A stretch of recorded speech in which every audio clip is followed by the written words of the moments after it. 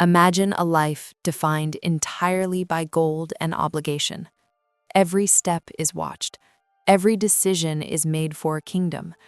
This is the reality of Prince Theodore, the destined heir to the powerful throne of Eldoria. His future was set in stone until he realized the crown had become a cage. He did the only thing he could do.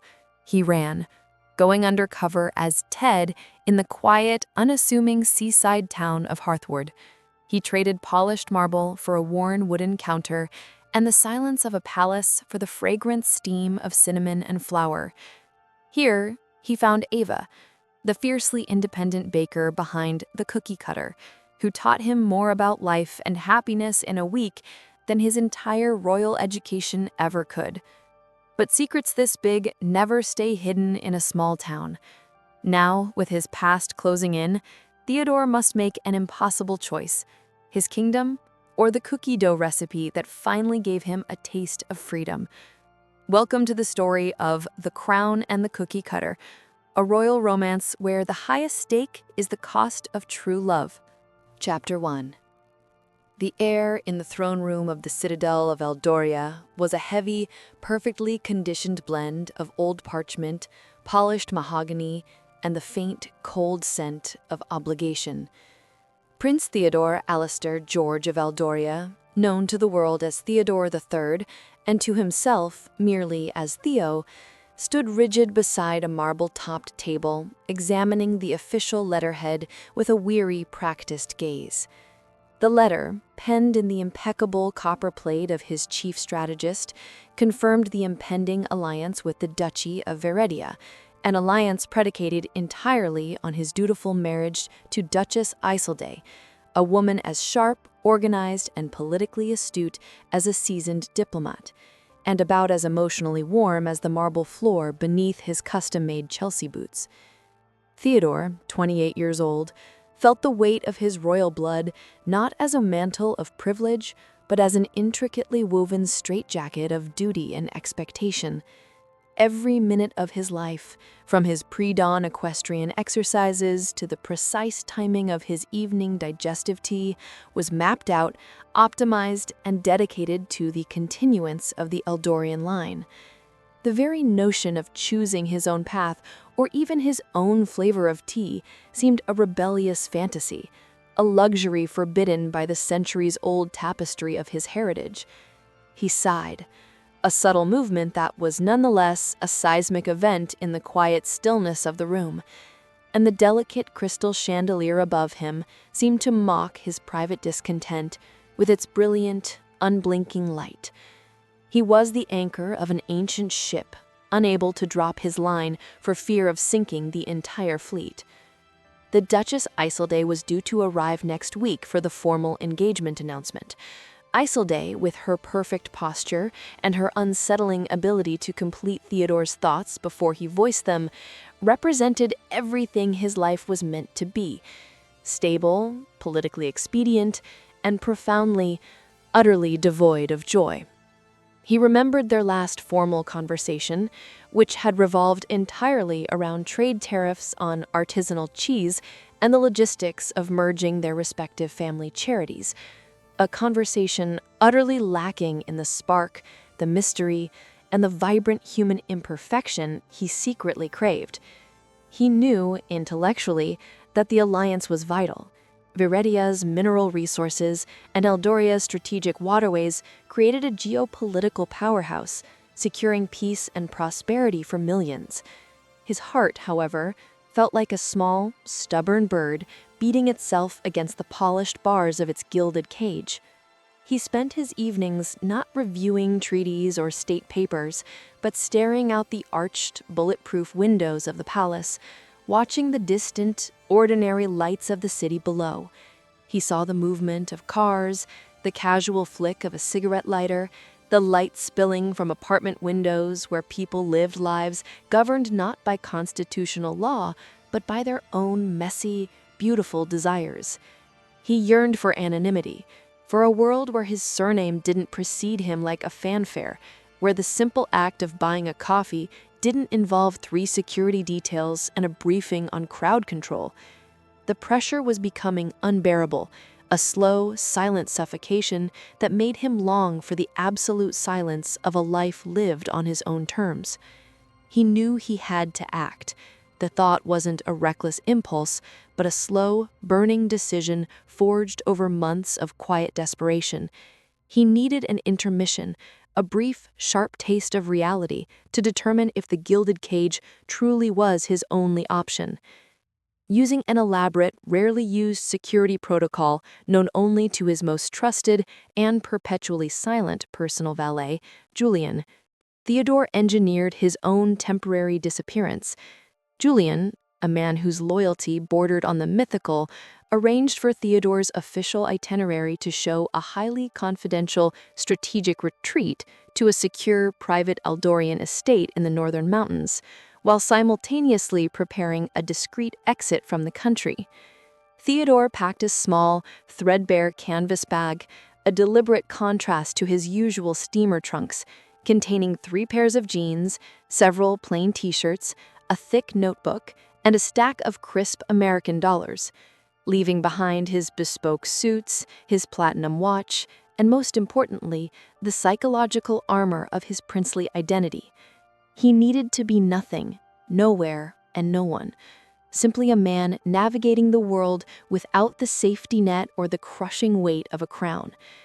He chose America, specifically a place Julian had marked on a map as a charmingly obscure, thoroughly non-strategic small town called Hearthwood, Maine. Because it was the furthest geographical and cultural distance from Eldoria he could imagine, a place where royalty was an abstract concept confined to costume dramas and history books, and where the primary concern was likely to be the weather, not the balance of international power. The escape itself was a masterpiece of clandestine choreography. A midnight climb through a rarely secured maintenance access point, a high-speed car switch just outside the palace grounds, and a private jet chartered under a series of interlocking shell companies that lifted him silently out of the Eldorian night and across the vast, indifferent Atlantic Ocean.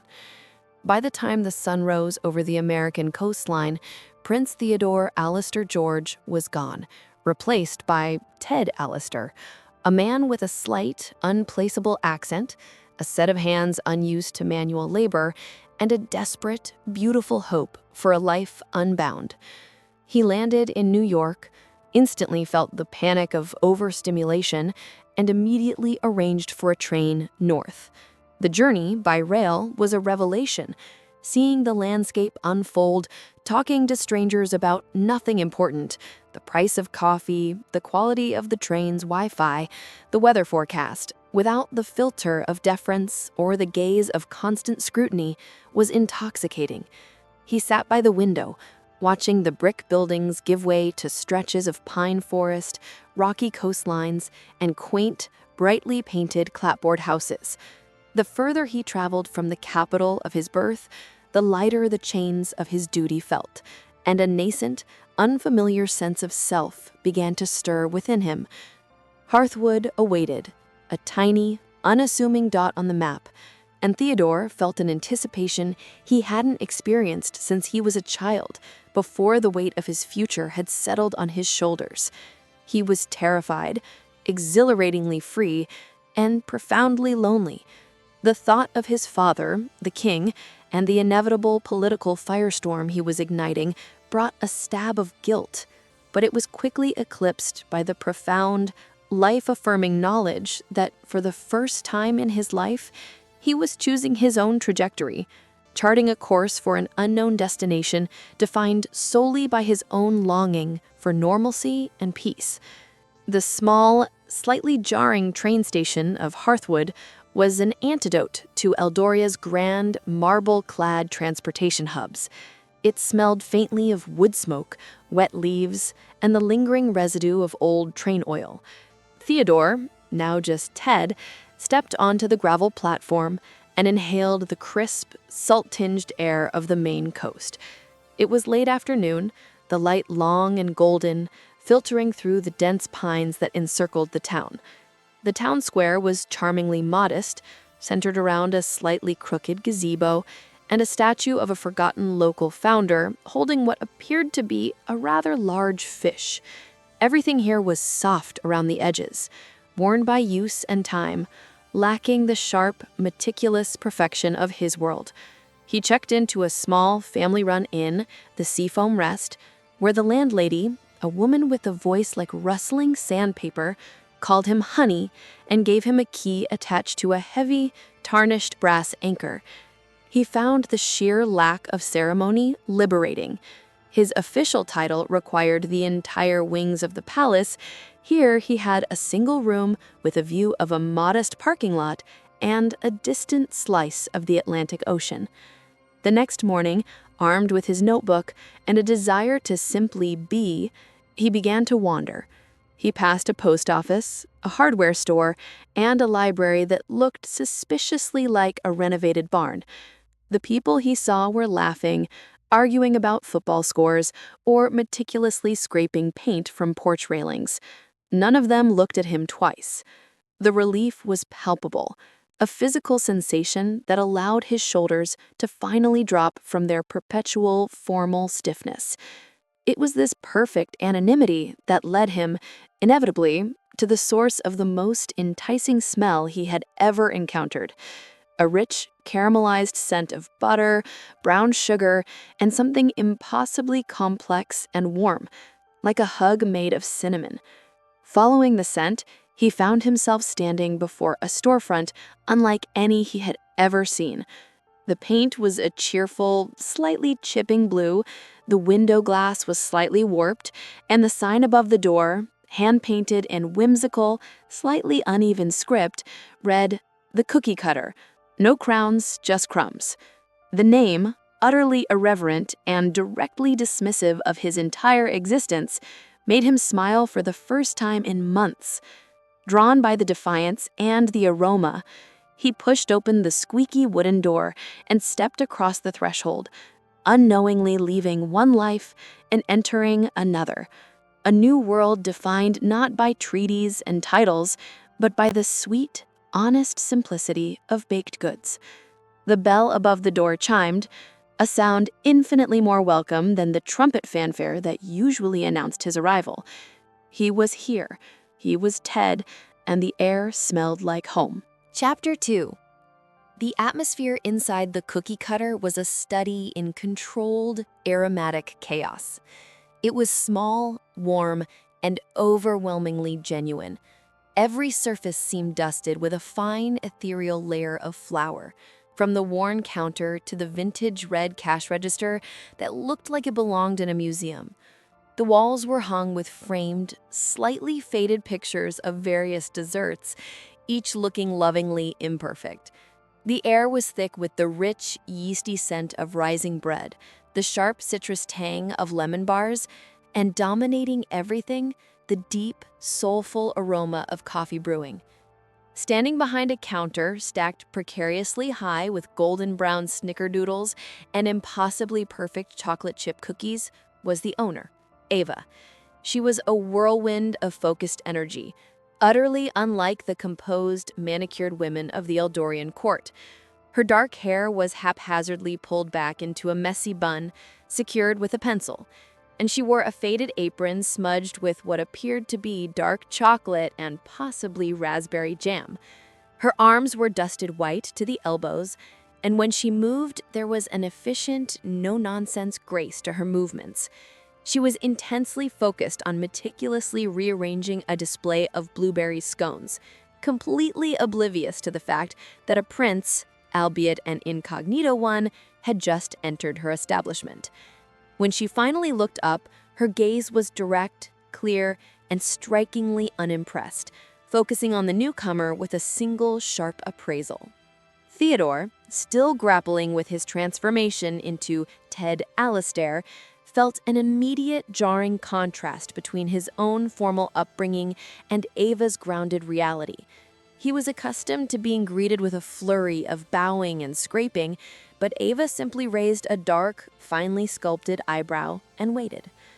"If you're looking for the fancy coffee place that's 2 streets over, we do drip and espresso," no soy mocha frappa lattes, and we're out of almond croissants again. Ted found himself momentarily stunned by her blunt pragmatism, a refreshing and delightful shock after a lifetime of courtly circumlocution. He managed to smile, a real, unguarded smile that crinkled the corners of his eyes and made his slight accent noticeable. "I assure you, I am looking for exactly this place, and if almond croissants are unavailable, then perhaps you could recommend the best alternative. I have a rather high standard, you see." Ava, whose internal monologue usually consisted of supply chain issues and optimal rising temperatures, felt an unexpected flicker of interest despite herself. He was tall, impeccably dressed even in the simple, high-quality knit shirt and trousers he wore, and his hands resting lightly on the counter were unusually refined, the hands of someone who signed documents, not someone who wrestled with 10-kilogram sacks of sugar. More pressingly, he had an easy, almost musical way of speaking that grated slightly on her practical sensibilities. "High standards, huh? Well, this isn't a Michelin-starred patisserie, sir. It's a cookie shop in Maine. Everything is the best," she retorted, pointing a flour-tipped finger at a massive dark slab of cake. "But that's the fudge lava cake. It requires zero self-control and maximum effort to stop eating it. If you want something less dangerous, try a molasses cookie. They're excellent for people who like to contemplate things." Theodore laughed out loud, a rich, genuine sound that momentarily startled a nearby customer who was deeply immersed in a newspaper. "Then the molasses cookie it is," he conceded, pulling out a $5 bill from his small wad of cash. "And a large cup of your best, uncompromising drip coffee, please." Ava watched him with narrowed eyes as she poured the coffee, sensing the subtle difference between this man and the usual tourists. He didn't check his phone, he didn't complain about the cash-only policy, and he observed the tiny workings of her shop with an almost anthropological intensity. The next few hours unfolded into a subtle, unintended interrogation. Ted settled into a worn armchair by the window, ostensibly reading his notebook, but in reality observing Ava as she managed the ebb and flow of her morning rush. She moved with an impressive economy of motion, effortlessly fielding orders, managing the monstrous vintage oven, which looked capable of baking the entire contents of a medieval castle, and exchanging familiar, teasing banter with her regulars, all of whom she seemed to know by name and preferred order. Ted saw the genuine connection she shared with the community, a deep-rooted belonging that he, despite his throne, had never experienced. When the rush subsided, Ava leaned across the counter, drying her hands on a surprisingly clean tea towel. "So, Ted Allister, you look like you've been teleported in from an expensive catalog. What brings you to Hearthwood? We don't have a lot of polished visitors." He met her gaze, deciding instantly on a modified truth. "I needed quiet. I work in strategic consulting, and I was feeling rather suffocated by the perpetual demands of that life. I required a reset, a place where everything is real and the stakes are simple." He deliberately omitted that the strategic consulting involved advising nations and that the stakes involved treaties, armies, and monarchical succession. Ava snorted, a brief, sharp, endearing sound. "Real. This is just Maine. The stakes are simple, sure. Did the power bill get paid? Is the milk fresh? Did I remember to turn the fire suppression on after I almost burnt down the kitchen last Tuesday? That's simple." But beneath her cynicism, Ted saw a weariness that matched his own, a dedication to a purpose that consumed her entirely. He realized she was as fiercely devoted to her craft and her community as he was expected to be to his country. But her devotion was born of choice, passion, and grueling labor, not birthright. It was a profound difference. As the conversation deepened, moving from the philosophical necessity of perfect crumb structure to her struggles to keep the bakery afloat against a large, encroaching chain store, Ted felt a connection forming, a fragile thread woven from shared exhaustion and mutual respect for hard work. She dismissed his attempts at formal compliments, preferring to discuss the chemical reaction of baking soda, and he found her honesty utterly captivating. He found himself detailing the genuine stresses of his consulting work, the lack of private life, and the loneliness of a life constantly on display, and she listened, nodding occasionally, recognizing the universal human struggle beneath her veneer of sophistication. When he finally stood to leave, the afternoon sun streaming through the dusty window, casting a golden halo around the motes of flour in the air, he knew he couldn't simply walk away. He needed to be near her, to learn the mechanics of a life that felt so true and so whole. "Ava," he said, turning back, his heart beating a rhythm entirely unbefitting a future king. "I think I'll need another molasses cookie tomorrow, and perhaps I could offer to help with something. I'm quite good at organizing paperwork, I assure you, or I could wash dishes." He deliberately offered the most menial task, testing her reaction. Ava looked at his hands again, then back at his face, her expression a perfect mix of skepticism and curiosity. "You? Wash dishes? With those manicured hands? They look like they've never seen grease." She paused, a rare, genuine smile touching the corners of her mouth. "Fine, Ted Allister, but if you chip a single piece of my grandmother's china, you're buying me a new set. And tomorrow, you're on cleanup detail. Don't be late." It was a tiny victory, a single, unofficial invitation. But as he stepped back out into the late afternoon sun, Prince Theodore of Eldoria felt a surge of triumph more significant than any successfully negotiated treaty. The next morning, Theodore arrived at the cookie cutter precisely at 6 a.m., a punctuality instilled by a lifetime of adhering to royal schedules, and he found Ava already moving at the speed of light. She was hauling a gigantic sack of whole wheat flour from the back storage room, her shoulders straining and her breath coming in visible puffs in the cool dawn air. She was wearing the same faded apron, but this morning her hair was contained in a simple cloth headband. "You're early," she grunted, dropping the bag with a resonant thump that sent a small cloud of white dust into the air. "Good. You can earn your coffee. That's 10 kilos of flour. Take it to the industrial mixer, and if you sneeze, you're fired." Theodore, whose morning tasks usually involved reviewing security reports while sipping Eldoria's finest Darjeeling, simply rolled up the sleeves of his comfortable but still notably expensive cotton shirt. The sack weighed significantly more than he was used to lifting, but he managed to hoist it onto his shoulder, savoring the unfamiliar burn of exertion in his muscles. It was physical, honest work, and the reality of it felt incredibly grounding. His first week as Ava's unofficial, unpaid apprentice was a chaotic and humbling immersion course in true manual labor and small business survival. He was tasked with the most basic, often unpleasant jobs: scrubbing the immense ancient mixing bowls that defied easy cleaning, wiping down surfaces sticky with crystallized sugar, mopping floors that seemed to perpetually attract stray crumbs, and, most frequently, washing dishes. A never-ending tidal wave of spatulas, measuring cups, and flour-encrusted trays. His hands, once soft and smooth, quickly developed small cuts and calluses, which he examined later in the evening with a strange mixture of pride and disbelief.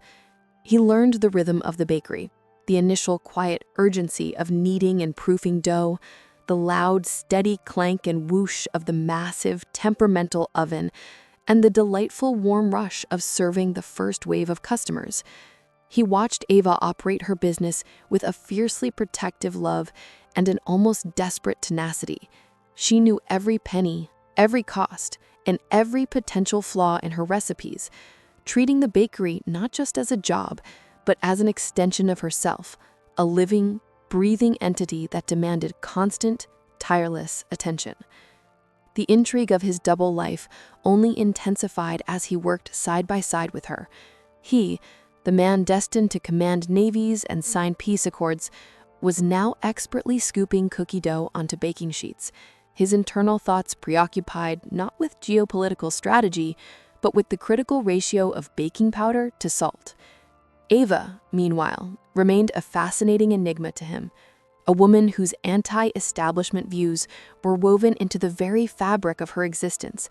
She often listened to podcasts detailing political corruption and historical power abuses while frosting cupcakes, and she spoke frequently and passionately about the absurdity of inherited wealth and the archaic nature of monarchies. "Imagine," she once scoffed, wiping her brow with the back of a hand, "someone being given power just because of who their grandmother was. No actual skills required, just a pulse and a good tailor. It's the ultimate inefficiency."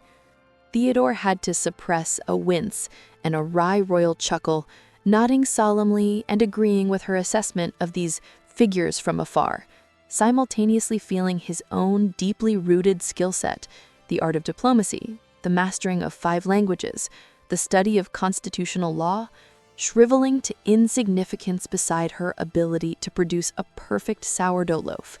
He realized the irony was delicious, sharp, and potentially catastrophic. He was falling for a woman who viewed his very title as a moral failing. Despite the inherent philosophical conflict, or perhaps because of it, their connection blossomed in the practical silence of shared labor. They communicated in the unspoken language of the kitchen, the perfect timing for a handoff of a hot tray, the mutual understanding of when the coffee ran low, the shared groan of exhaustion at the end of a particularly brutal day. Ava began to offer him small, grudging compliments, usually delivered in a backhanded way. "Your wiping technique is still terrible, Ted. You leave streaks, but at least you're strong enough to move that sack of sugar. You look like you usually only lift feather dusters."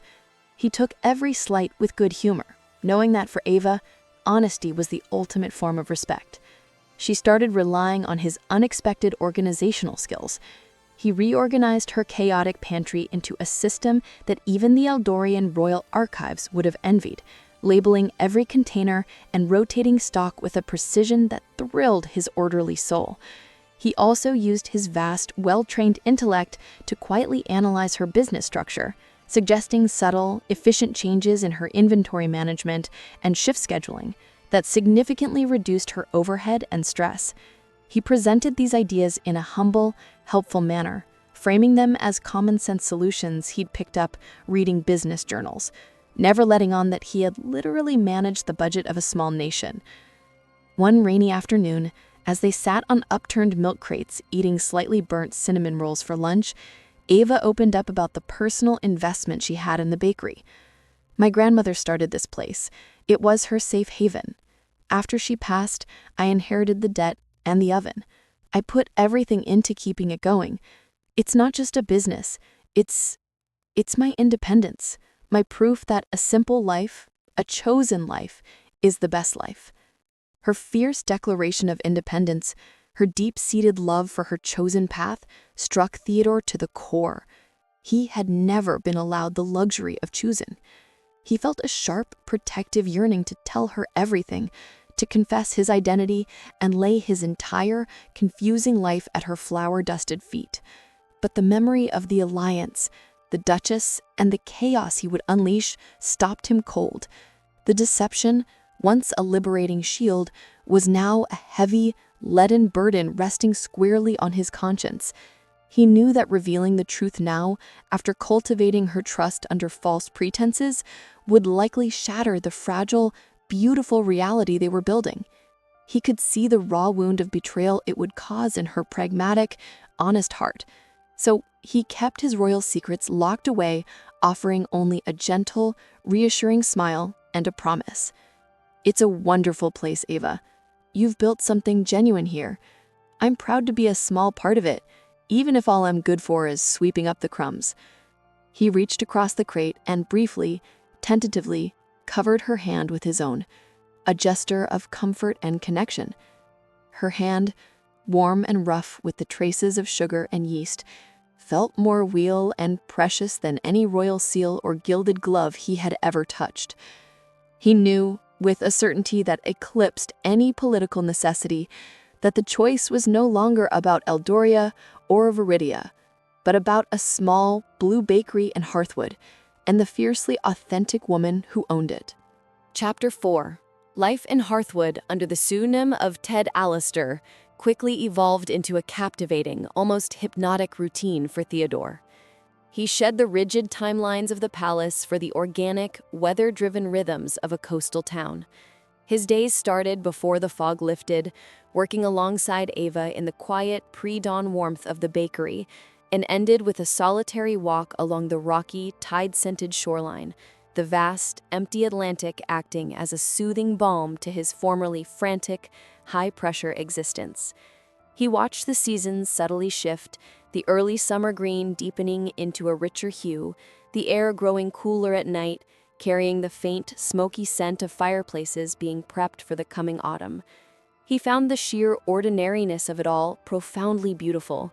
He was no longer reacting to crises of state. He was worried about yeast activity and the proper calibration of a temperature gauge, tasks that, while demanding focus, carried a weight of consequence he could actually manage. Ava, though still rigorously pragmatic, began to treat Ted not just as a surprisingly useful pair of hands, but as a genuine companion. Their banter moved from professional instruction to shared personal history and quiet confessions. Over late morning coffees, always the uncompromised drip, they discussed everything. Ava's dream of eventually purchasing a vintage delivery van, Ted's strangely detailed knowledge of 17th century European furniture design, which he quickly excused as a weird hobby, and their mutually shared belief that the proper way to eat a chocolate chip cookie was slightly underbaked and still warm. Ava, whose natural reserve was formidable, began to share the history of the bakery, pointing out the marks on the wooden counter where her grandfather had carved his initials, and the faded spot on the wall where her grandmother had once tacked up a completely ridiculous, off-key motivational poster.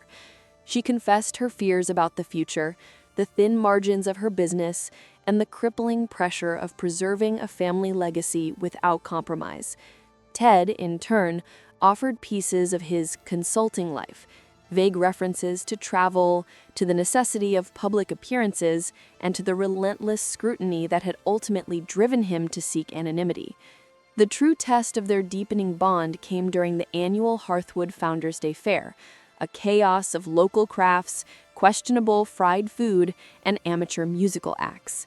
Ava insisted that the cookie cutter needed to have a booth, primarily to sell her legendary caramel apple empanadas, a seasonal favorite.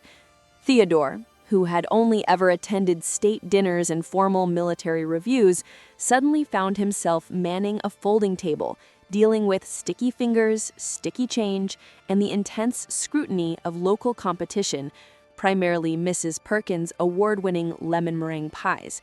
He was, surprisingly, an instant hit. His natural charm, usually reserved for heads of state and visiting dignitaries, translated effortlessly into customer service. He learned to smile with sincerity, to make change without looking terrified of the small denominations, and to convincingly compliment children's hastily drawn watercolor masterpieces. Watching him navigate the small-town crowd with such unexpected ease, Ava felt a genuine warmth bloom in her chest. She saw past the expensive clothes and the unplaceable accent, recognizing the genuine goodness and the yearning for simple connection that drove him. He wasn't just playing the part of a regular man, he was becoming it, and the transformation was quietly breathtaking. However, the shadow of his former life loomed, an unavoidable source of intrigue and potential suspense. It happened one Tuesday morning, just as the bakery was hitting its stride. Ted's cheap burner phone, a necessity for coordinating his minimal logistics with Julian, his aide, vibrated urgently in his pocket. He saw the encrypted number flash on the screen, a number only used for critical, life-altering communications. He felt a sudden cold knot of dread tighten in his stomach.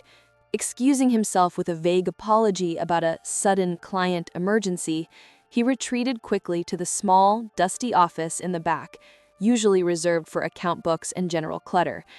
The conversation was brief, hushed, and conducted in rapid, fluid Eldorian, a language Ava did not understand.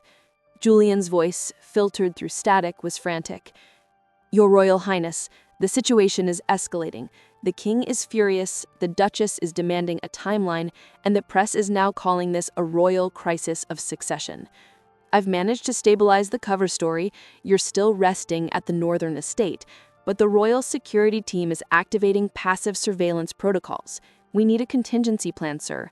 The longer we wait, the harder it will be to return." Theodore listened, his face pale, his knuckles white as he gripped the desk edge.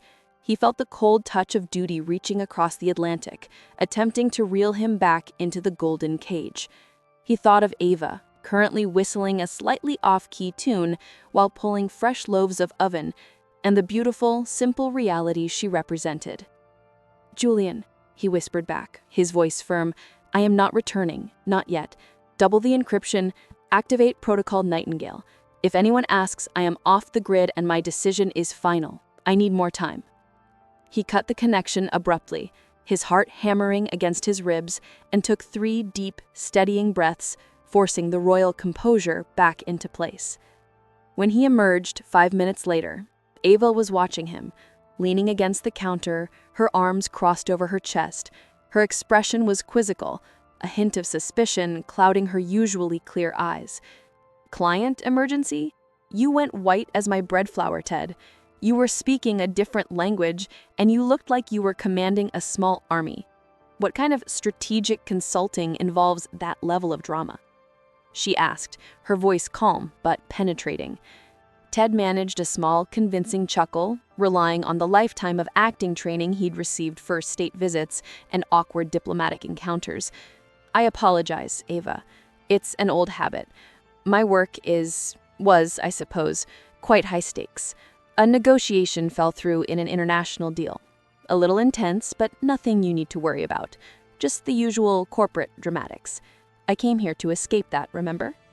He offered her a charming, disarming smile, the kind that had been known to smooth over minor trade disputes, and poured himself another cup of coffee, his hand only trembling slightly. Ava scrutinized his face for another tense moment, her eyes searching for a flaw in his explanation. She was the most honest person he had ever met, and her radar for pretense was formidable. She seemed to consider pushing him further, her lips parting slightly, but then, with a sharp shrug, she let it go, choosing instead to focus on the tangible, the real. "Corporate dramatics," she muttered. "I'll stick to the dramatics of a collapsing souffle, thanks. It's more satisfying to solve. Now, the empanadas aren't going to fill themselves. Get back to work, Alistair. You're paid in coffee, remember, and you owe me 3 cups worth of labor." Theodore nodded, profoundly relieved and simultaneously riddled with fresh guilt over the necessity of his deception. He picked up a tray of flour and returned to the quiet normality of the kitchen, feeling the proximity of the 2 worlds, the golden cage and the flour-dusted freedom, collide in his chest, a dangerous, thrilling, and ultimately unsustainable juxtaposition. Chapter 5. The illusion of peace began to fray around the edges, stretched taut by Theodore's growing emotional entanglement with Ava and the relentless pressure emanating from Eldoria. The distance might have shielded him physically, but the digital age provided an unwelcome conduit for his royal responsibilities. While checking his personal, encrypted email account, a ritual he performed daily in the quiet solitude of his inn-room, always after the bakery had closed, he found a formal communication from Duchess Isolde herself, bypassing the usual diplomatic channels.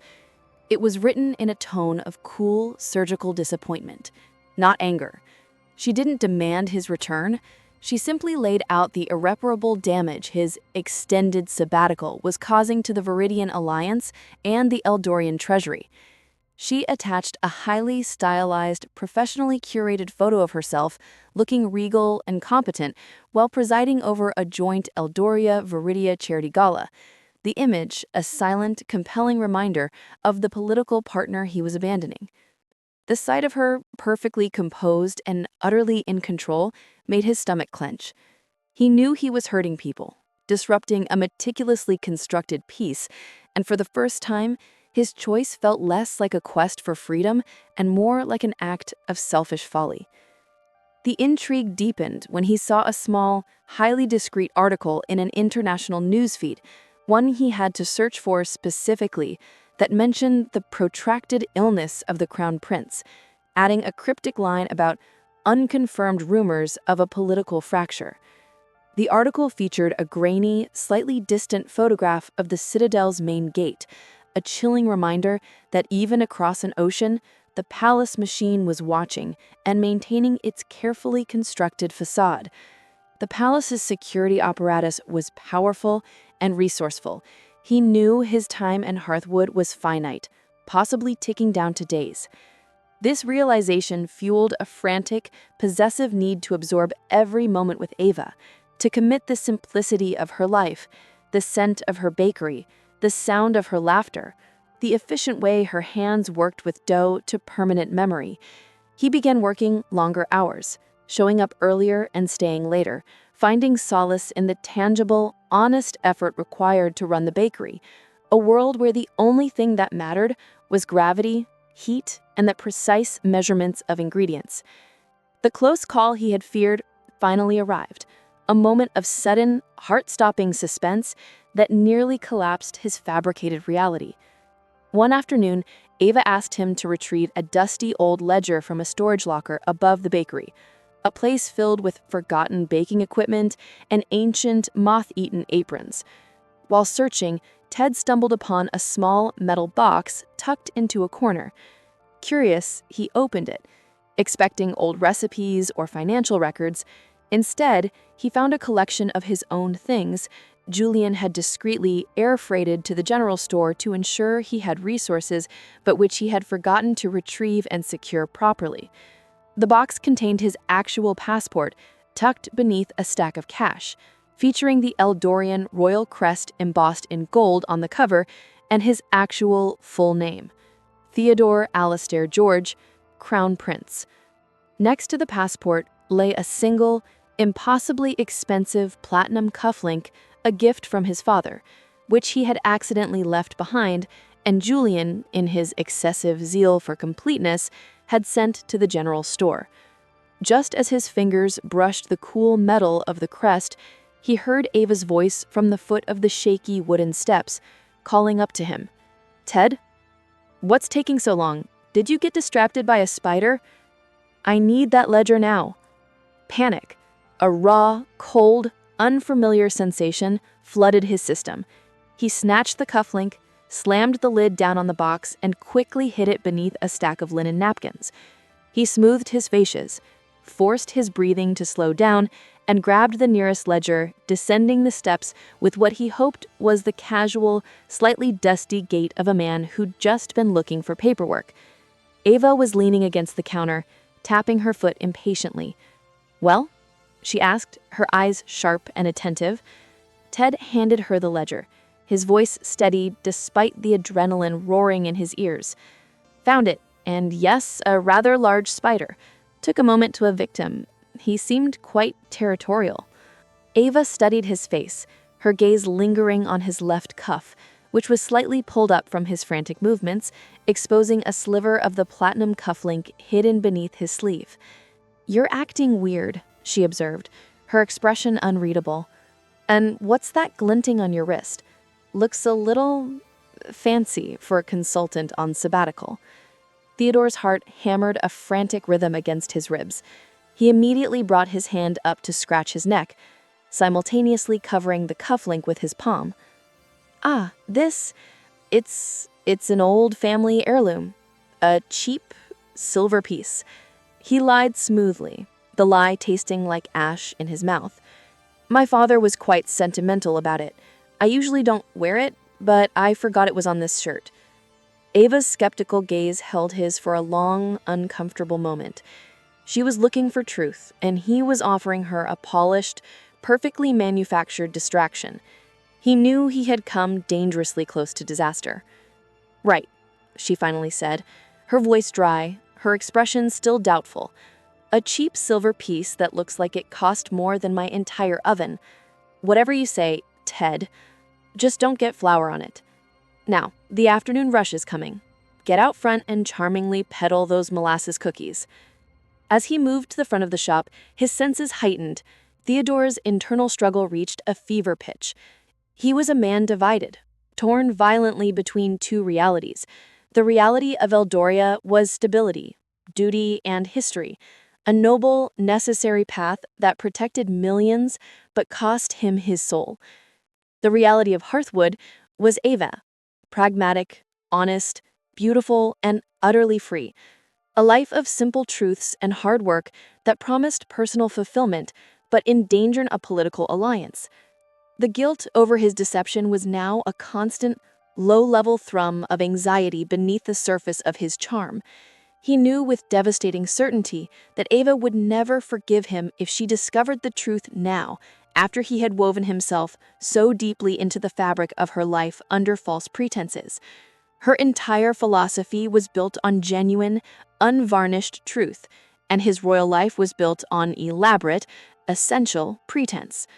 The cufflink, hot and heavy beneath his sleeve, felt like a literal branding, a physical reminder that he could never truly escape the gilded cage. He realized that the only path forward was a complete, final break, either with Ava or with the crown. The middle ground, the quiet deception he was living, was unsustainable.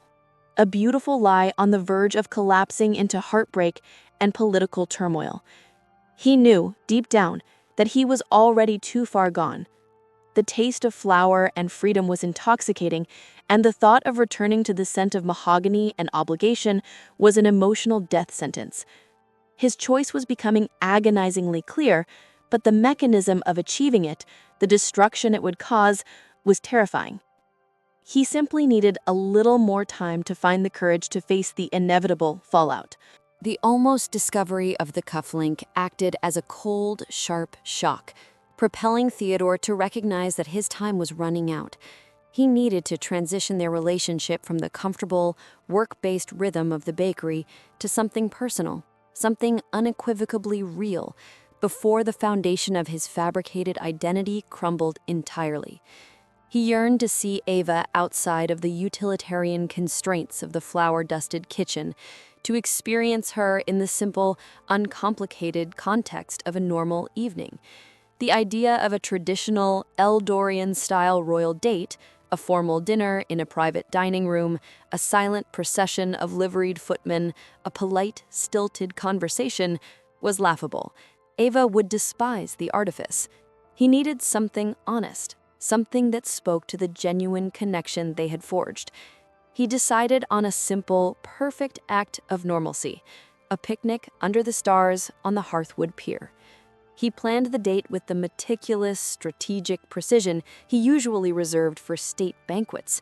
He bought a heavy, dark blue woolen blanket from the general store, a bottle of surprisingly decent local cider, and the simplest ingredients: artisan cheese, ironically a type he knew Duchess Isolde was currently discussing trade tariffs on, fresh bread from a bakery 3 towns over to avoid insulting Ava's own magnificent loaves, and a small jar of the wild blueberry jam that was a local Hearthwood specialty. He hid his preparations in a quiet corner of his inn room, feeling a boyish, nervous excitement he hadn't experienced since he was 17 and attempting to sneak out of the Citadel for a concert. He asked her during a slow moment at the counter, his voice carefully controlled.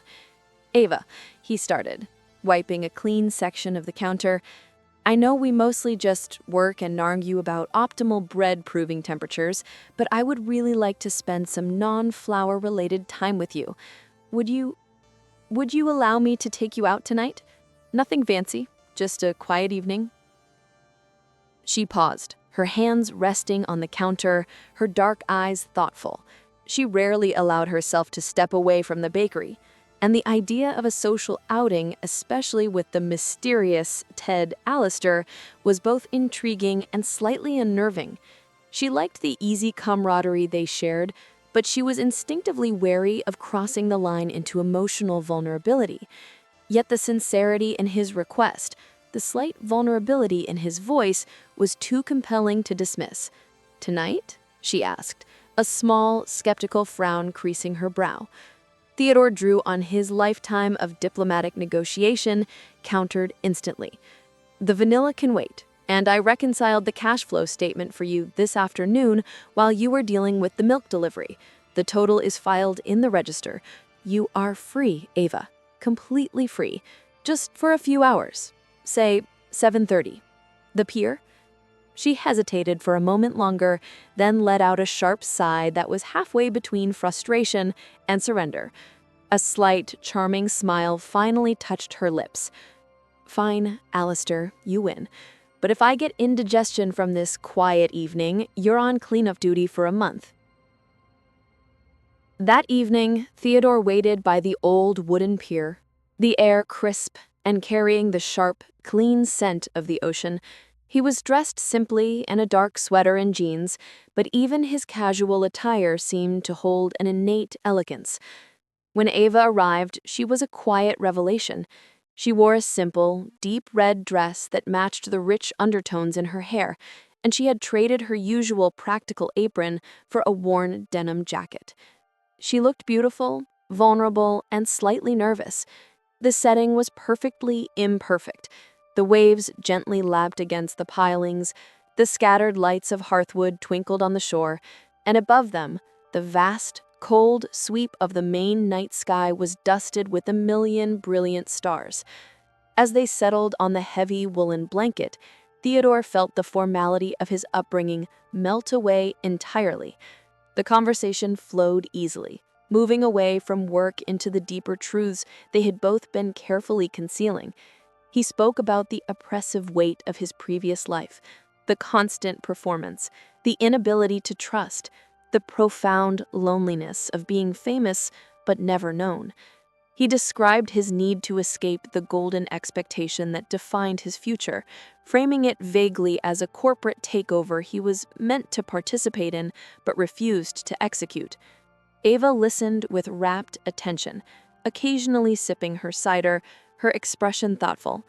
She opened up to him too, describing her fear of failure, the legacy of loss that fueled her dedication to the bakery, and her deep-seated aversion to any form of elitism or pretense. "I just want things to be honest, Ted," she admitted, gazing out at the dark water. "I hate secrets. I hate the way people hide behind money or titles or status. It all just feels like a complicated way to avoid being real." Her words were a physical blow to Theodore, a sharp, necessary reminder of the volatile deception he was maintaining. It was in that moment, under the vast, honest canopy of the stars, that Theodore knew he had to offer her a piece of his real self, an essence of the man beneath the prince, without exposing the full, destabilizing truth of his title. He looked at her, the light from a distant buoy catching the sincerity in her eyes, and spoke from the deepest part of his heart. "Ava, I know I'm an enigma, and I know I have a past that's complicated. But what I feel here with you, in this perfectly simple place, is the most real thing I've ever experienced. I don't know what my future looks like, but I know absolutely that the person I was expected to be, the life I was supposed to lead, no longer exists for me. I chose Hearthwood, and I chose you, not for a break, but for a new direction. And I want you to know that whatever secrets I carry, my feelings for you are completely, irrevocably honest." It was a bold declaration, a massive risk, and it was the closest he had ever come to telling the full truth. Ava didn't reply immediately. She looked at him for a long, silent moment, assessing the sincerity in his gaze, measuring the weight of his confession. She saw the raw, exposed truth in his eyes, the yearning of a man who was deeply lost but found his bearings in her presence. She had never been courted with such profound, unadorned honesty. The mystery of his past still loomed, but the clarity of his current intention was undeniable. Slowly, she reached out and gently placed her hand on his cheek, her touch warm and surprisingly tender. "You're a strange man, Ted Allister," she whispered, her voice barely audible over the sound of the ocean. "But I think you might be worth the complication." As she spoke the words, the last of her emotional barriers seemed to drop away. Theodore leaned in, drawn by the fierce, grounded reality of her, and their lips met in the most natural, honest kiss he had ever known. It wasn't the polite, practiced peck of a diplomatic greeting or the formal brush of a state farewell. It was a kiss of deep, undeniable connection, tasting faintly of salt air and blueberry jam. In that moment, surrounded by the peaceful, indifferent ocean, Theodore felt his golden cage shatter completely. There was no going back. The emotional breakthrough of the date brought a profound, intoxicating joy, but it also served as a catastrophic flare signal for the citadel. Julian, Theodore's loyal aide, operating under extreme duress from the palace, knew the moment the relationship became serious, the prince's return was unlikely. He activated a final, desperate measure, sending an advanced observer, a distant cousin and palace troubleshooter named Sir Giles, to Hearthwood. Giles was tasked not with retrieving the prince by force, but with simply establishing contact and delivering a personal plea from the king, the ultimate use of emotional leverage. Giles arrived in Hearthwood under the guise of an art collector looking for quaint Maine landscapes, a cover subtle enough to evade casual notice, but recognizable to Theodore. Theodore first spotted Giles on a Tuesday morning while running an errand for Ava, a quick dash to the hardware store for a critical replacement part for the industrial mixer, which had decided to loudly protest the sudden increase in volume. Giles, looking conspicuously tailored and carrying an expensive leather portfolio, was standing across the town square, pretending to examine the fish statue, but his gaze was fixed intently on the cookie cutter. Theodore felt a cold jolt of recognition and adrenaline, the kind of response that had been bred into him since childhood to detect potential threats. He immediately ducked into the hardware store, his heart pounding a frantic counter-rhythm to the gentle ringing of the store's entrance bell. He knew Giles' methods, calm, persistent, and ruthlessly efficient in using emotional pressure. This was the palace's subtle hammer, not its clumsy fist. For the next 3 days, Theodore lived on a knife's edge of suspense, carefully maneuvering around Giles's subtle perimeter. He couldn't risk revealing the presence of an emissary, let alone a royal one, to Ava. He knew she would instantly piece together the high-stakes consulting and the truth of his identity, triggering the sense of betrayal he desperately sought to avoid. He employed every piece of tactical training he had ever received, utilizing techniques he thought he would only ever need for diplomatic negotiation or evading paparazzi. He developed specific routes between the bakery, the inn, and the market, using back alleys and service entrances. He learned to read the reflections in storefront windows, always ensuring he was one step ahead of Giles's observational position. He communicated with Julian via urgent, encrypted messages, demanding Giles be recalled, but Julian's replies were bleak. The palace was now using its full weight, and Giles was simply doing his duty, unable to be easily called off. The challenge of protecting Ava was immense. Giles, seeing the focus of Theodore's new life, inevitably began to observe the cookie cutter, sitting at a table with an expensive, untouched espresso, pretending to read a foreign newspaper. Ava, completely unaware of the political chess game unfolding around her scones, found the new customer merely irritating. "That man," she grumbled to Ted one morning, wiping down the counter with excessive vigor. "He doesn't even like coffee. He just stirs it. And he orders the pain au chocolat with a fork. A fork, Ted. He's a snob, and I don't trust him. He looks like a particularly judgmental tax auditor." Theodore had to suppress a panicked laugh and managed a casual shrug. "Just a tourist, Ava. We get them in the summer. Probably a writer, contemplating the existential tragedy of his tiny, untouched pastry. Ignore him." The intrigue came to a head on Thursday night. Ava had left early to deal with an emergency at her supplier's farm, leaving Theodore to close up the shop alone. As he was locking the back door, Giles suddenly emerged from the dense shadows of the neighboring alley, a silent, imposing figure. Theodore did not flinch. His years of training kicked in immediately, his posture shifting from relaxed baker to rigid prince. "Giles," he acknowledged in perfect, low Eldorian, "you shouldn't be here. You are jeopardizing my security and my anonymity." Giles bowed his head slightly, the gesture instantly transporting him back to the suffocating hierarchy of the Citadel. "Your Highness, forgive me, but the king is desperate. The Duchess has issued a formal complaint. The political situation is no longer manageable with your current absence.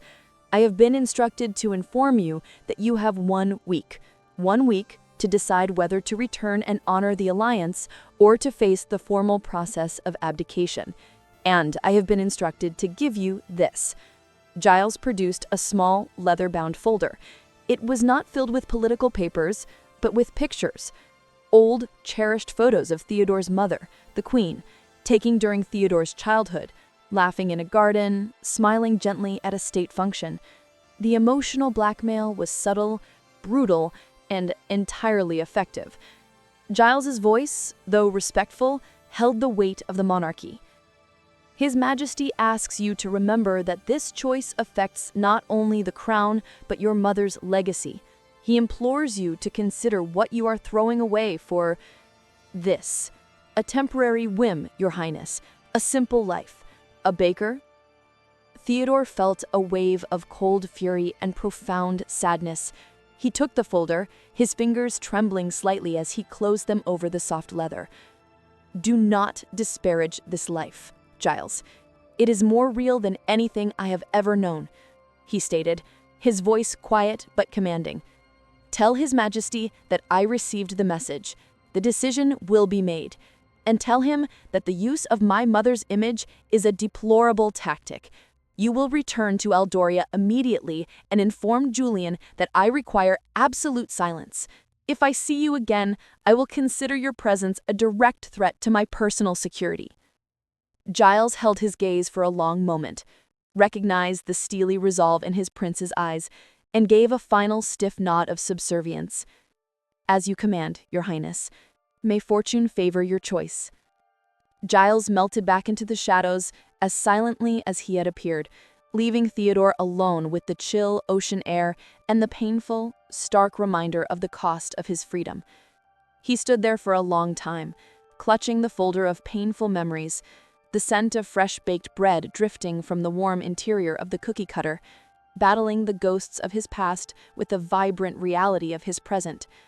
The ultimatum was clear: 1 week to choose between the golden cage and the flower-dusted freedom. He returned to the inn, the heavy weight of the decision pressing down on him, knowing that the most difficult part, the truth, still lay ahead. Chapter 8. The following morning was one of deceptive calm, the usual routine of dough and drip coffee, offering a fragile veneer of normalcy. Theodore, exhausted, pale, and deeply preoccupied with the ultimatum, was moving slower than usual, his mind miles away, grappling with the constitutional and emotional chaos of abdication. Ava, however, was in a state of hyper-efficiency, fueled by a successful, albeit stressful, late-night delivery negotiation. As they worked side by side, the silence between them was not the comfortable, communicative quiet of shared labor, but a thick, uneasy barrier. Theodore was trying too hard to seem normal, and Ava, sensing his profound distraction, was observing him with a quiet, analytical intensity that unnerved him far more than any royal security detail ever could. The fateful moment arrived mid-morning, triggered by a minor, trivial accident. Ava, reaching for a seldom-used spice jar on a high, dusty shelf, lost her balance on a rickety step stool. Theodore, his reflexes honed by years of being primed for sudden, unexpected events, reacted instantly. He lunged forward, catching her around the waist and steadying the stool, preventing a nasty fall. In the brief, intense moment of contact, their bodies pressed together, She grabbed onto the nearest solid object for balance, which happened to be his torso. As she clung to him, her fingers brushed the inside pocket of his jacket, where, in his exhaustion and preoccupation, he had hastily stuffed the leather-bound folder Giles had given him the night before. She felt the outline of the documents, and as she pulled away, her eyes fell upon a corner of the folder's contents that had slipped out slightly. A high-resolution, glossy photograph of Theodore, not in his baker's casual wear, but in the full, stunning splendor of Eldorian military uniform, adorned with a sash, medals, and the unmistakable, intricately wrought crown of Eldoria, positioned perfectly above his head. The world seemed to stop. The comforting, pervasive scent of cinnamon and yeast vanished, replaced by the metallic, dizzying scent of betrayal. Ava pulled back violently, the step stool clattering loudly against the tiled floor. Her hands, dusted with paprika and flour, instinctively went to the photograph, snatching it from his pocket and staring at the image, then back at the man standing before her. The resemblance was undeniable, but the context was shattering. The elegance he wore so casually, the strange musical accent, the expensive hands, it all snapped into focus instantly, explaining every mystery, every oddity, every hushed phone call. The strategic consultant on sabbatical was not merely a wealthy man in crisis. He was the crown prince of an entire nation. The sheer, monumental weight of the deception hit her with the physical force of a tidal wave. Her fiercely guarded pragmatism, her absolute hatred of pretense, made the shock far more devastating. Theodore, seeing the photograph in her hands, saw his entire beautiful, fragile life in Hearthwood instantly evaporate.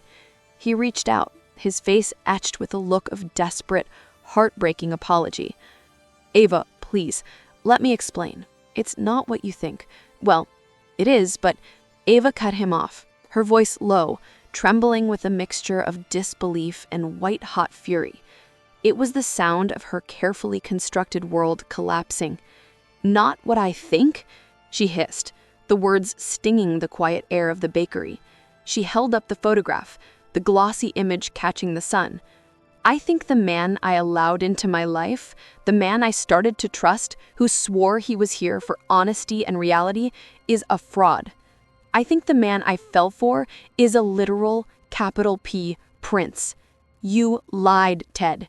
Every moment, every simple task, every confession, it was all a performance. A vacation from your real life. A slumming trip in a quaint American town for a high-stakes consultant to escape the corporate drama. You knew how I felt about all of this royalty, and you still lied." The confrontation was excruciating, a raw, exposed emotional wound. Theodore stood helpless, unable to defend the action, only the motive. "It wasn't a performance, Ava. Never. The lie was the only way to get close to you, the only way to be myself for the first time in my life. I couldn't tell you the truth. It would have changed everything immediately, and I needed time to decide my future, to decide if I could truly leave that life behind. I came here to find freedom, and I found you, and that changed the stakes entirely. I know I handled it badly, but the feelings, my feelings for you, are the absolute, unvarnished truth." He spoke with desperate sincerity, but his words were swallowed by the magnitude of his pretense. Ava looked at his elegant hands, the hands that had learned to knead dough and scrub grease, but saw only the hands that controlled a nation's destiny. The simplicity he had sought felt like an insult, a stolen holiday from the crushing responsibility of the crown. The unvarnished truth?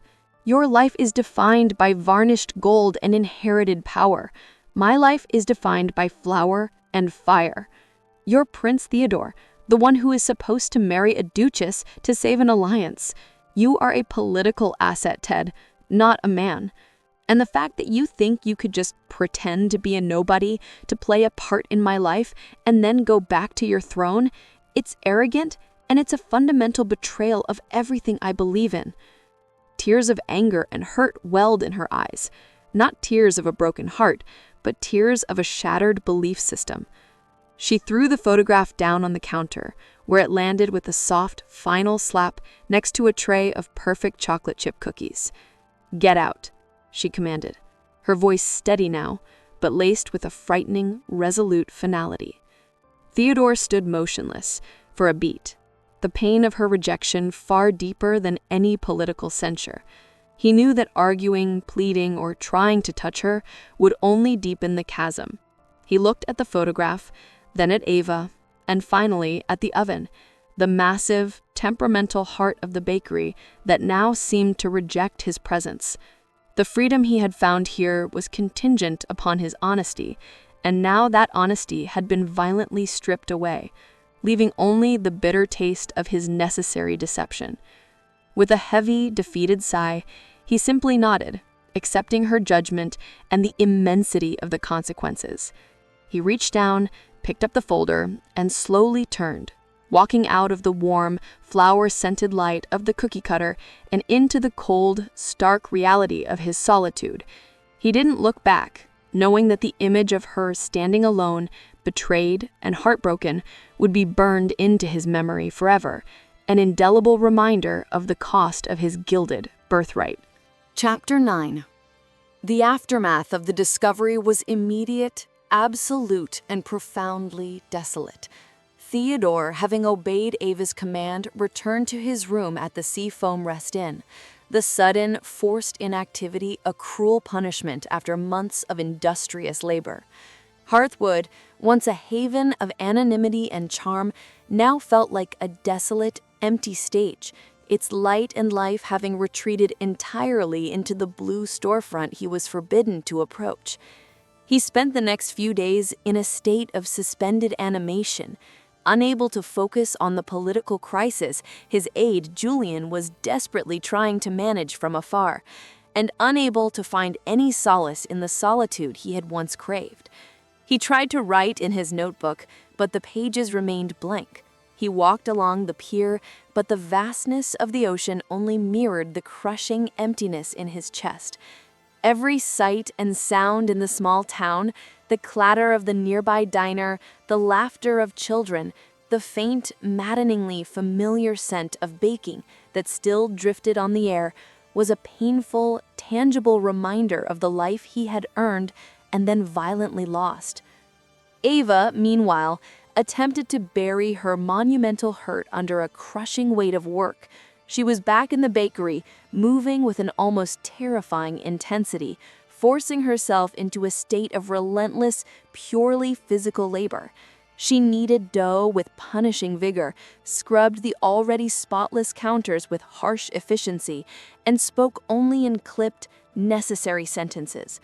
The loss was a visible, emotional wound that the entire community immediately perceived. The Hearthwood regulars, a tight-knit, fiercely observant group, noticed the missing Ted Isolde. They missed his charming foreign accent, his surprisingly capable help with the heavier tasks, and the small, easy smiles he gave out for free. They noticed that Ava was paler, that her laughter was completely absent, and that the usual light in her eyes had been replaced by a grim, stubborn resolve. They asked pointed questions like, "Where's your new helper, Ava?" Or, "Did that nice consultant finally go back to his strategic work?" And Ava deflected them with sharp, uncharacteristic brusqueness. "He left," she would state, her voice flat. "He was a liar, and he went back to the life he belongs in. Don't ask again." Her internal monologue was a chaotic mess of pain, anger, and a devastating, profound longing. The betrayal was rooted not just in the lie of his name, but in the calculated deceit of his entire presence. She felt foolish, humiliated, and deeply hurt that she, the pragmatic, anti-sentimentality Ava, had been so easily charmed by a royal fantasy. She had fallen for the idea of Ted Isolde, the simple, kind, hard-working man, to only find he was an impossible reality, a prince dressed in commoner's clothes for a lark. Yet beneath the anger The longing was a hollow, aching physical presence in her chest. She missed the easy rhythm of their shared work, his quiet, organizational presence, the sudden, rich sound of his laugh, and the simple, undeniable warmth of his hand resting on her shoulder. She realized with devastating clarity that she loved him, not the fantasy, but the essence of the man who had struggled with a 10-kilo bag of flour and quietly fixed her inventory system, the man who was capable of sacrificing his true self for the sake of normalcy. But how could she trust a man whose entire life was predicated on a fundamental, essential lie? Her pride, her core belief in authenticity, refused to compromise. Meanwhile, Theodore finally confronted the truth laid out in the folder Giles had delivered. He looked at the pictures of his mother, the Queen, a woman who had taught him the meaning of duty, and knew that his choice would cause her immense grief. He reviewed the strategic analysis detailing the economic impact of the broken alliance and understood the weight of his responsibility. For a period, the fear and the logic of his princely life almost overwhelmed him. He considered returning, flying back to the Citadel, offering a stiff, rehearsed apology, and marrying the Duchess Isolde, settling back into the cold, predictable rhythm of state-mandated existence. It would be the path of least political resistance, the one that preserved the stability of Eldoria and erased the memory of his folly in Hearthwood. He went so far as to call Julian, requesting a discreet flight path for his return. But then he stopped. He walked to the window of his room, the smell of the ocean air, now mixed with the faint, warm scent of vanilla and baking, drifting in on the breeze. He thought of the night on the pier, the honest warmth of Ava's hand on his cheek, the fierce independence in her dark eyes, and the simple, perfect truth of her life. He thought of the molasses cookies, the fudge lava cake, and the clattering, honest joy of the morning rush. He realized that the life she represented was not merely an escape, it was his true self. Going back to Eldoria and marrying Isolde would not just be an act of duty, it would be the ultimate lie to himself, an abandonment of the man he had struggled to become in that small, unlikely town. The political stability he would provide would come at the cost of his own soul, and that, he realized, was too high a price. He was Prince Theodore, yes, but he was also Ted Isolde, the man who loved a baker who hated pretense. He knew the betrayal of his identity had to be answered not with a political compromise, but with a full, absolute commitment. He called Julian back, his voice steady, carrying the clear, commanding tone of a prince who had just made the ultimate, terrifying decision. "Julian, I need to cancel the flight. Contact the king's personal advisor. I require a secure video link for a formal address. The time for maneuvering is over. I am preparing to abdicate my claim to the throne. There will be no alliance. I am choosing a different life, one without the crown. Prepare the formal documentation. I need to know the entire process, the consequences, the titles I will forfeit, and the name I will legally bear moving forward. I will retain only my personal investments and the right to live as a free man. I am ready to face the music, Julian. Send me the final papers. I have a debt to pay and a woman I need to win back. And this time, I will do it as the man who is free, not as the prince in disguise." The decision, once made, brought a terrible, exhilarating peace. The suspense was over, the freedom was earned, but now he faced the greater challenge, convincing Ava that the man who had lost a crown was worthy of her simple, honest heart. Chapter 10.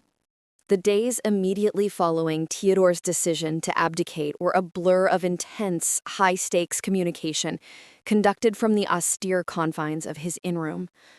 The Citadel machine, now realizing the full gravity of his intent, reacted with a frantic mixture of fury and desperate negotiation.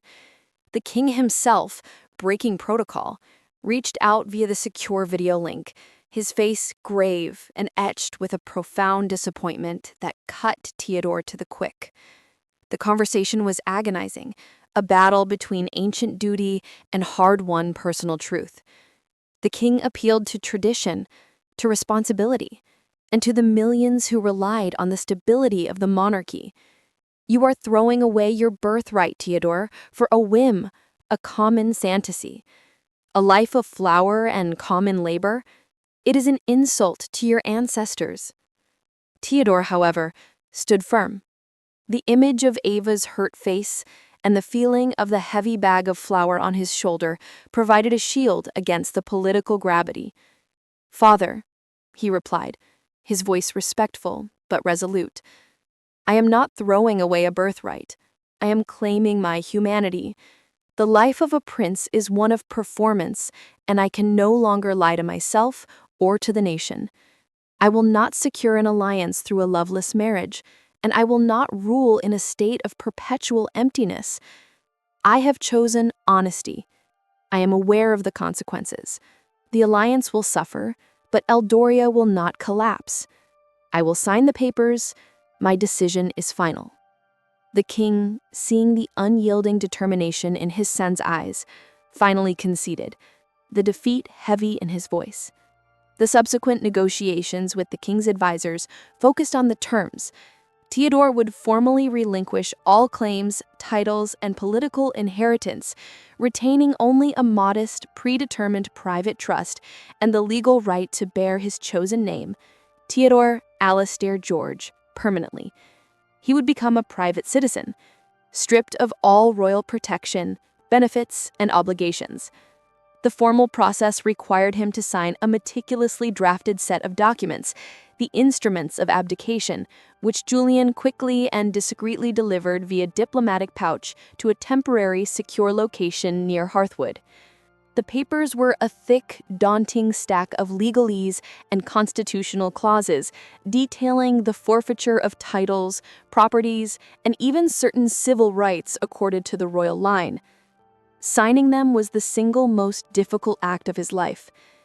As he penned his name, Theodore Alastair George, for the final time as a prince, he felt an immense physical relief, a cutting of the chains that had bound him since birth. He was now just Theodore Alastair, a man with a past and a future he could finally own. The political fallout was immediate and international. The announcement of the Crown Prince's resignation, due to health, the official face-saving palace narrative, was a diplomatic shockwave, overshadowing the broken Viridian alliance, which was now being managed by his younger, much less rebellious sister. Theodore knew he had caused chaos and difficulty, but he also knew he had averted a lifelong catastrophe for himself. With the abdication formalized and legally ratified, Theodore's focus shifted entirely to the one person who mattered.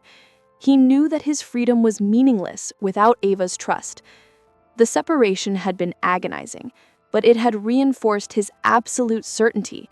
His life was here, in the cold, flower-dusted, genuine reality she represented. He needed to make his return not as a prince making a grand gesture, but as a simple, honest man offering a profound, permanent commitment to the life she held so dear. He needed to prove he was no longer an actor playing a part. He walked to the cookie cutter early Saturday morning, before the dawn, before the lights were on, knowing she would be there. He approached the blue storefront and saw the grim determination on her face through the slightly steamed window. He didn't knock. Instead, he walked around to the back of the building, where the dilapidated, temperamental industrial oven vented its heat and fumes through a rusty, antiquated duct system. Ava's great fear, he knew, was that the oven, the heart of her legacy, would finally break down, a catastrophe she couldn't afford to fix. Theodore had spent weeks quietly studying the oven's manual, reverse engineering the cause of its constant misfires and smoke issues, using his vast, technically trained mind to solve a problem far more tangible and important than any diplomatic crisis. He spent the next 3 hours working silently in the cool morning air, using tools he had purchased at the hardware store. He replaced the main burner valve, cleaned the severely clogged ignition system, and meticulously insulated a section of the main heat duct. He worked with a focused, quiet intensity.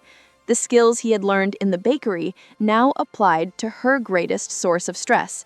He was no longer trying to solve the problem of Eldorian Viridian tariffs. He was solving the problem of a small-town baker's financial ruin. It was honest, dirty, necessary work. When he was done, he stepped back, wiping the grime from his face, leaving only a small, subtle card taped to the oven's control panel. The card bore only his new legal name, Theodore Alistair, and a simple, profoundly humble message. The valve is fixed. The system is calibrated. It should run hotter and cleaner now. The man who fixed it is the only man who exists now. He's waiting for a chance to apologize, properly. He didn't wait near the oven for a confrontation. He returned to the pier, the place where they had first truly connected, and sat on the wooden planks, watching the sunrise paint the sky in hues of impossible blue and soft gold. He was a prince no longer, merely a man with a worn card in his pocket, and a future entirely dependent on the forgiveness of a woman who valued a perfect cookie more than a perfect crown. He had made the final choice, thrown away the golden cage, and now he waited for the inevitable, terrifying reckoning. The suspense was over, replaced by a quiet, consuming hope. Chapter 11. Ava discovered Theodore's profound, quiet gesture mid-morning. The change in the oven was immediately noticeable. Instead of the usual labored hiss and sputter, the massive machine ignited with a clean, confident whoosh, reaching and holding the precise temperature she set with astonishing ease. She watched the temperature gauge with a suspicious frown, then walked to the back to inspect the vent. She found the small, carefully lettered card taped to the control panel. When she read the message and saw the name, Theodore Alistair, her heart performed a complicated, painful maneuver in her chest. The simplicity of the act cut through her residual anger like a knife. He hadn't sent flowers, he hadn't sent a lawyer, or a grand, dramatic emissary. He had done the one thing she truly needed. He had fixed the heart of her business, addressing her deepest, most pragmatic fear. He had used his time and his formidable intellect not to secure a kingdom, but to secure her sourdough. It was an act of pure, distilled service, a demonstration that he truly understood and respected the real stakes of her life. The arrogance was gone, replaced by a deep, undeniable humility. She stared at the repaired oven, the warmth of the reliable heat a physical comfort against the emotional coldness she had been carrying. She wanted to be angry. She wanted to reject the gesture as another form of manipulation. But the truth of the effort, the grime, the precision, the lack of fanfare, spoke louder than any lie. She knew where he would be. She wrapped a thick, still warm molasses cookie, his favorite, in a napkin, tied her hair back with an old ribbon, and walked, not ran, down to the pier. He was there, sitting exactly where he had promised to wait, his figure silhouetted against the vast expanse of the ocean. He didn't look up immediately, but when he finally sensed her presence, he turned, his face weary but open, his expression stripped of all pretense and defensiveness. He stood slowly, not moving toward her, letting her set the distance and the tone. Ava stopped a few feet away, clutching the cookie tightly. She looked at him, recognizing the subtle, profound change. The elegance was still there, a natural part of his bearing, but the stiffness was gone, replaced by the relaxed, genuine posture of a man who was no longer constantly on guard. "The oven," she said, her voice husky, tight with emotion she was trying desperately to suppress. "You fixed it. It's working perfectly. It's..." It's the kindest thing anyone has ever done for me." Theodore met her gaze, his eyes reflecting the depth of his regret and his commitment. He wanted to fix the most important thing first, Ava. The oven is your legacy, your independence, your truth. It deserves to run perfectly. And I wanted to prove that I am capable of respecting your world without reservation or royal privilege. He then did what he had been waiting to do. He told her the full, unvarnished truth, not just about his name, but about his choice. He recounted the agonizing confrontation with his father, the signing of the abdication papers, the legal and permanent severance of his royal ties, and the political cost he had accepted.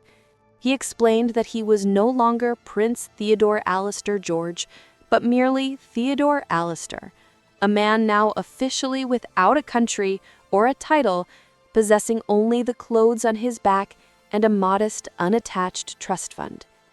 He laid his entire life bare, the fear, the deceit, and the absolute finality of his decision to choose freedom over the crown, and specifically to choose her and the life she represented over all the expectations of his birth.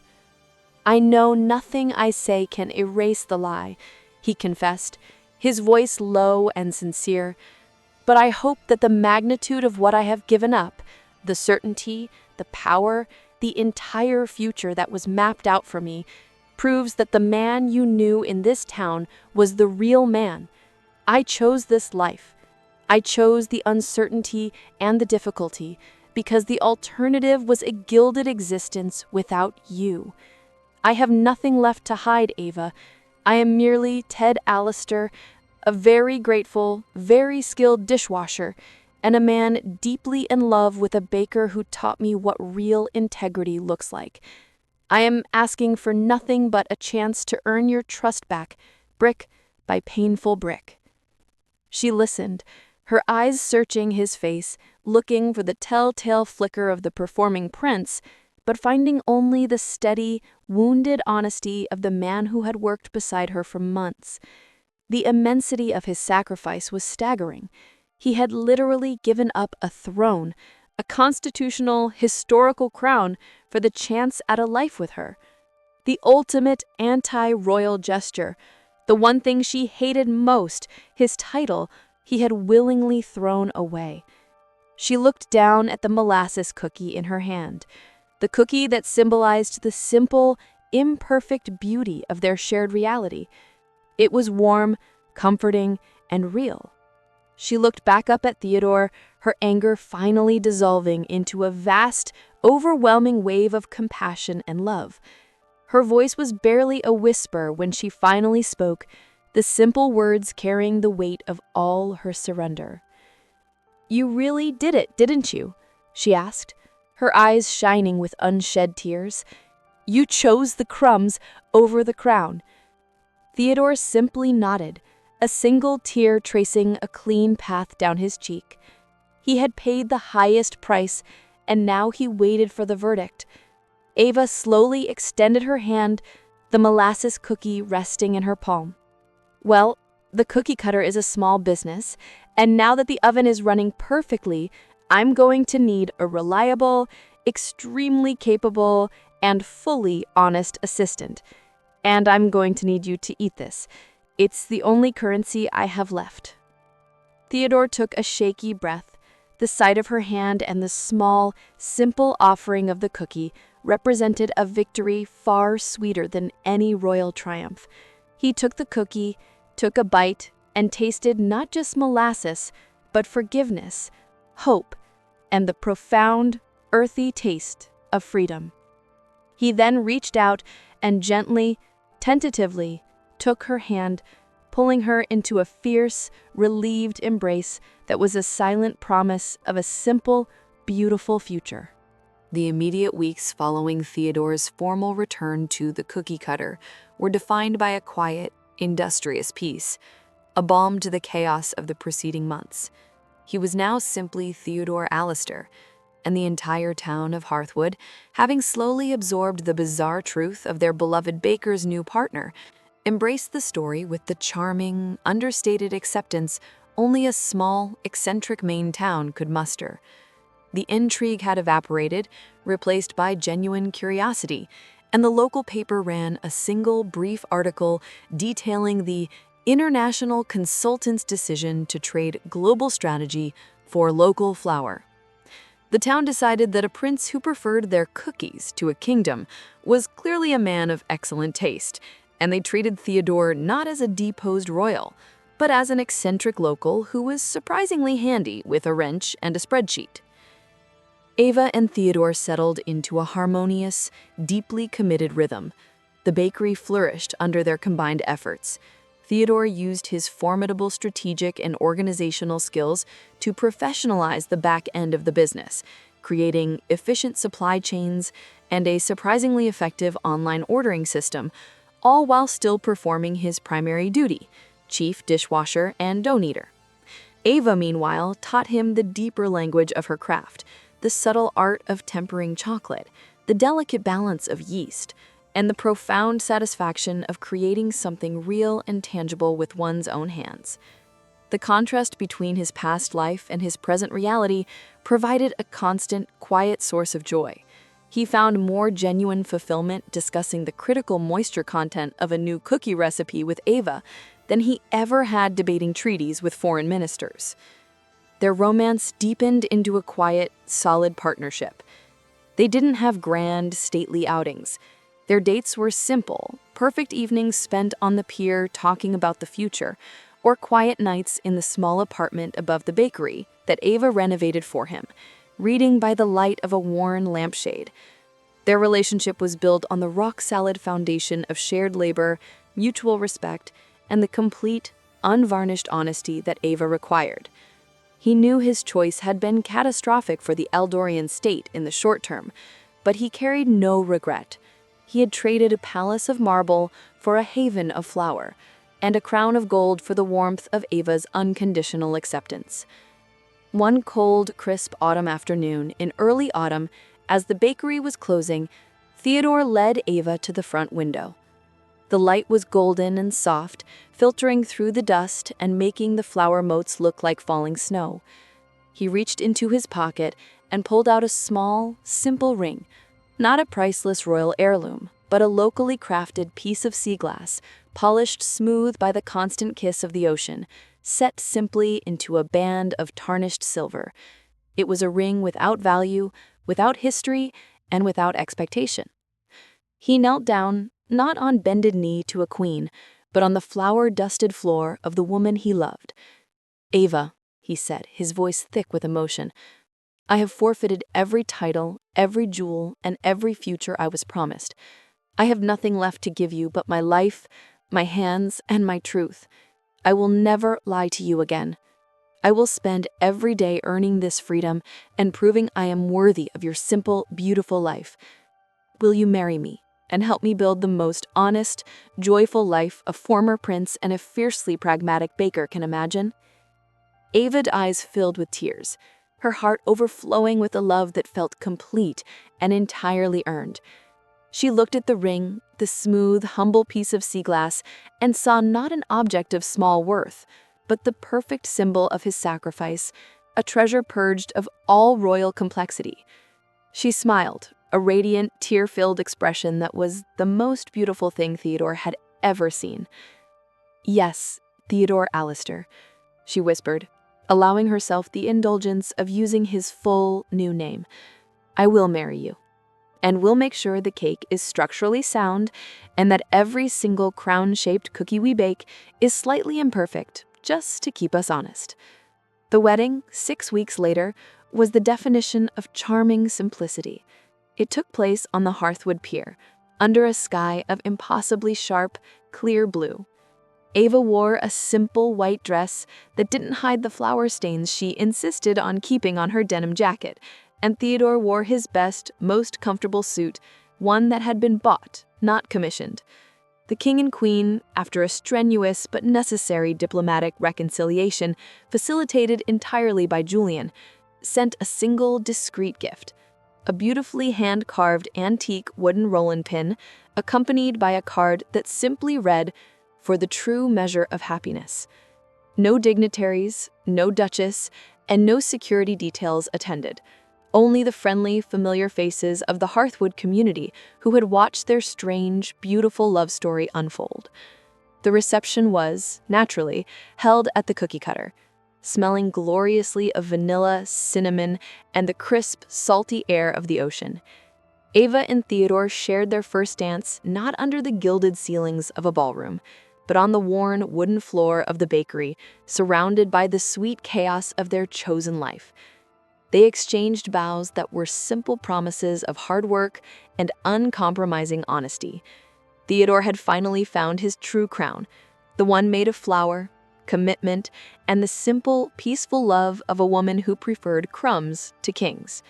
The golden cage was a distant memory, replaced by a life of authentic, joyful labor where the only duty was to the perfect rise of the morning dough, and the only necessity was the enduring, beautiful peace of being exactly where they belonged. And that is the story of how Prince Theodore gave up everything to finally be himself. The cold solitude of the crown could never compete with the warm freedom of the cookie cutter. If this journey from palace to pastry warmed your heart, let me know. Like and comment. The next chapter of Royal Secrets and Small Town Love is coming soon, so don't miss it.